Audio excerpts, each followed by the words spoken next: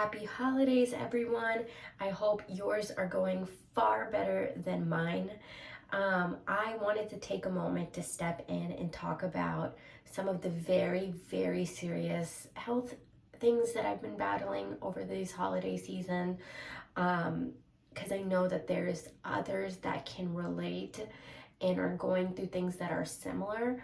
But yeah, my holidays have been an absolute nightmare. So I'm gonna go into a little bit about what happened on Thanksgiving Day, what happened on Christmas today, and what hopefully my New Year's plans will be. But of course, we make plans and then God plans, and we just have to hope for the best. So before I get started, I apologize for sounding like this. I'll explain in a minute. I'm very congested. It's all gross, and I'm trying to get better. I actually showered today, put on some makeup, not a lot of makeup, but just enough to feel human, so that's progress. But I wanted to start for Thanksgiving, and I had been so looking forward to Thanksgiving this year. We had a trip planned to Big Bend National Park, which if you've been to it, it is the most beautiful national park that there is in Texas. My husband and I have been wanting to go here for so long, and we were gonna have a camping trip, and we had our hikes planned out. We had been practicing for the hikes, and the day before Thanksgiving, unfortunately, I started bleeding, and I thought it was just a period. But then I looked down, and trigger warning for pregnancy loss right now. If that's something that's difficult for you, don't go any further. But I looked down and I saw something there. And the best way to describe it for anyone who wants to know, it was kind of like, it looked like something that had been chewed up, essentially. And instantly I knew what it was, like you look at it and you're like, I know what this is. And I started like just screaming. And my husband was in the middle of actually giving an exam at that time. So he runs downstairs, and I was like, Nosh, I think I just had a miscarriage. And he's like, you're okay, you're just freaking out, you're just panicking.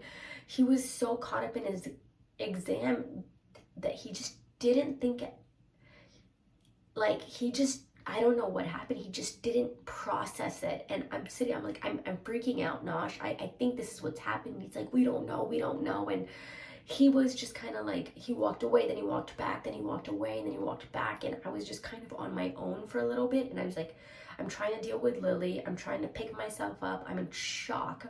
And I send the photo over to a couple of doctors that are in the family. And they're like, you know what? It pretty much, yeah, that's what it looks like. And then they work with some gynecologist who also said, yes, that's what it appears to be. But I had to schedule an appointment with my OBGYN, and I couldn't do so right away because it was Thanksgiving. So I had to wait it out a couple of days. But in the beginning, my husband's reaction really was just very like in denial. Like he didn't process it. He thought it was like some sort of false alarm sort of a situation, because I hadn't even known I was pregnant. I had not even known. We were not planning, we were not trying.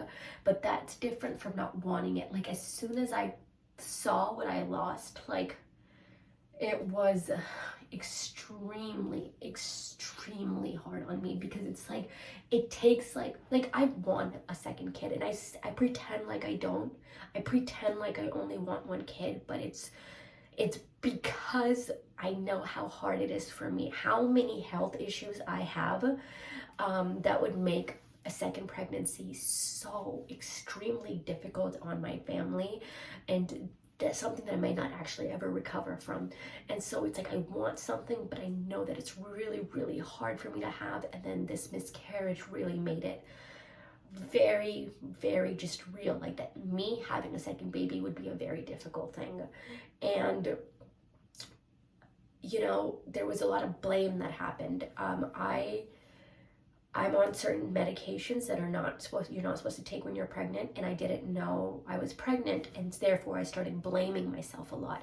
And then the reactions I was getting from family members, like, it's okay, you're fine, or it's okay, you don't need a second kid anyway. Like, and then my husband's like denial of, hey, I don't even know if this is real. Like, he was just, nobody passed the vibe check is all I'm trying to say. Nobody in my family, and I'm not trying to throw them under the bus, because all of them came around, apologized, and showed tremendous compassion after the fact.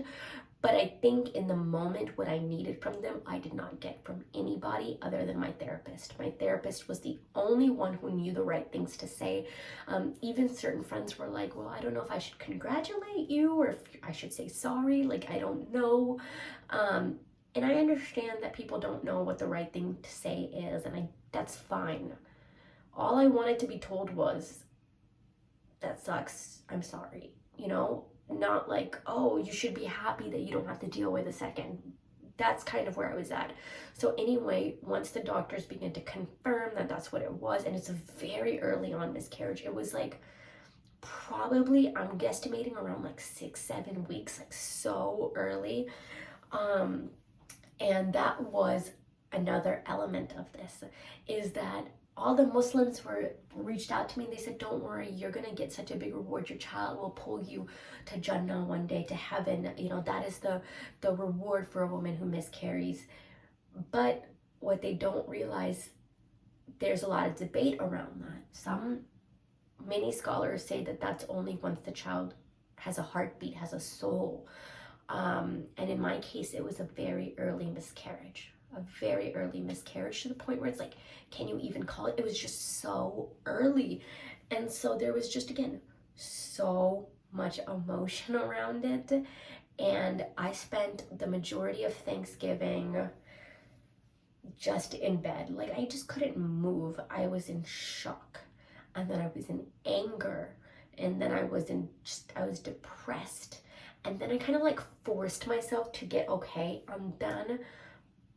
Right around Thanksgiving, of course, everybody and their mom decides to share that they're pregnant. Like, hey, grateful for baby this year. And I'm not trying to say I'm like a salty psycho. Like, I'm not upset at someone else's happiness. It's just, it was triggering. It was so triggering. So it's like, I thought I was okay. And then I went like straight back into bed. And I was like, I cannot do this. I can't do this. I can't do this. And then slowly and surely, after about a week, I came to terms with it, that again, it was not something I was planning. It's not something I was aware of. It's not something I could control. I'm leaving it into God's hand if a second baby's written for us or not. And it is what it is. And I did, you know, take whatever it was or, you know, wasn't. I know it may not have been like have a soul or anything at this point, but I did bury it in the backyard, and that was emotional. And that's when it hit my husband, and his initial denial and shock just turned into just broken, and you could see that on him. And so that's when I decided to just be more merciful. Like, he just didn't understand. He just didn't get it until that moment. And since then, it's been a little bit hard, because Lily keeps asking me about babies and playing with dolls and getting so excited every time she sees a baby. And that's still a little hard. And it's, you know, Christmas time right now, a lot of pregnancy announcements. So it's been a little hard. But, you know, to make matters a little worse now, right in time for Christmas, I did test positive for the Omicron variant. It's spreading all over Houston. Like, pretty much like half the people I know have it.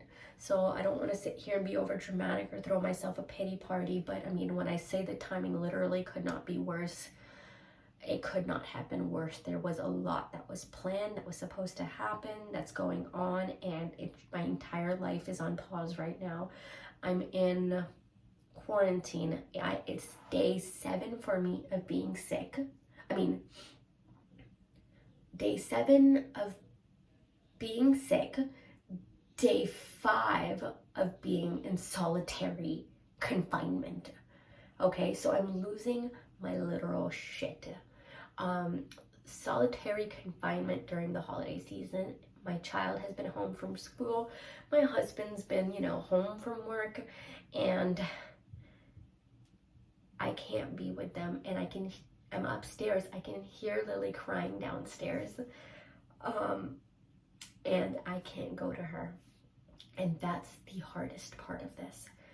Yes, it was difficult. I had all the symptoms. First off, I am vaccinated. Yes, I got Moderna, both vaccines. I've gotten the booster.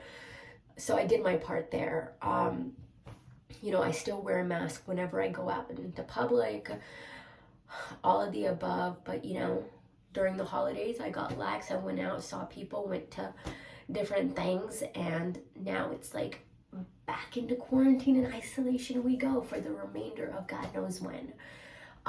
But, despite having the booster and the vaccines, it was still pretty tough on my body. I would say the hardest part was the cough. The cough really shook me every time, and I could feel like pain, like right here. Every time I coughed, congested, throat hurt, fever, body chills, feeling really cold, like shaking. I went through all of that, and I'm definitely at the tail end of it now. A few things that helped was steaming, hot liquids, having a heater, staying in a blanket, sleeping a lot. I slept so much. Ibuprofen every few hours, gargling with salt water, the Cepacol cough drops that helped, and then staying on top of my anxiety medicine, because that was the worst of it, and I'm not in the clear yet. I'm gonna do my best to go get PCR tested tomorrow, and see if there's anybody that can get me same day or next day results. And if so, I'm gonna try to be there for Lily. If not, one more day. I'm just losing it, guys. I miss my baby. I'm not trying to be complaining. I've never been away from my child this long before. So pray for me. I'm going to keep you updated as to how the PCR test plays out.